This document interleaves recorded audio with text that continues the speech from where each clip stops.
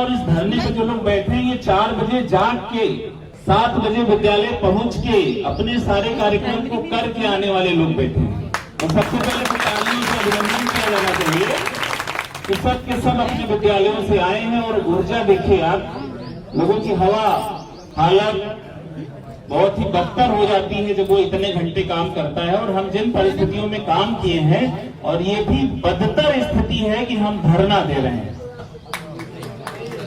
सुबह 4 बजे जाग करके 7 बजे विद्यालय पहुंच करके और उसके बाद 1:30 बजे तक विद्यालय में मौजूद रहने के बाद अपने जनपदीय कार्यालय में हम धरना दे रहे हैं। धरना, ये बदतर स्थिति है, इससे खराब कुछ नहीं हो सकता।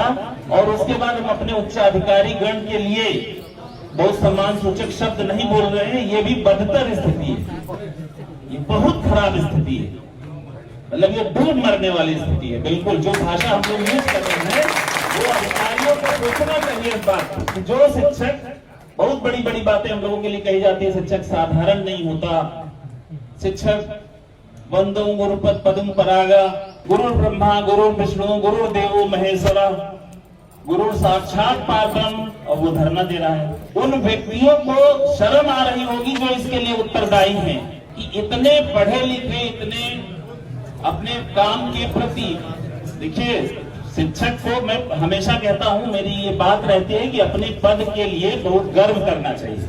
अपने पद का, और जो अलगाव की एक थ्योरी आई है वो यही होती है कि हमारे काम से अलगाव हो गया, इसलिए आप कहते हो कि शिक्षण की गुणवत्ता खराब हुई है, विद्यालयों में पढ़ना पढ़ाना कम हुआ है, कमजोरी आई है, अच्छी गुणवत्ता नहीं रही। उसका कारण क्या है, क्यों देखते हो नहीं? SIR हमने इतना तगड़ा कर दिया, जनगणना इतनी अच्छी करने जा रहे हैं, और ऐसी परिस्थितियों में भी प्रशासन को अपनी आंखों से वो देख रहा है कि शिक्षकों को धरना देना पड़ रहा है। बार बार चेताया गया था, बार बार चेताया गया था। आदरणीय लेखाधिकारी महोदय मेरे बगल में बैठे, मैं खुद अपने संगठन के साथियों के साथ 3 से 4 बार मिला।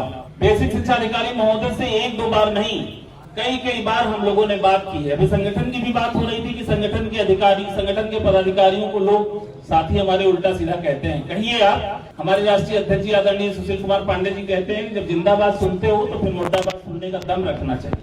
क्योंकि यदि आप की हम तारीफ करते हैं, अगर आप हमारी प्रशंसा करते हो तो आप हमारी आलोचना करने के लिए स्वतंत्र हो। लेकिन साथियों, अभी हमारे संचालक महोदय कह रहे थे ना, विनय न मानत जलधि जड़ गए 3 दिन बीत, बोले राम सकोप तब भय बिन होए न प्रीत, क्षमा शोभती उस भुजंग को जिसके पास गरल है, उसे नहीं जो दंतहीन विष रहित विनीत सरल है।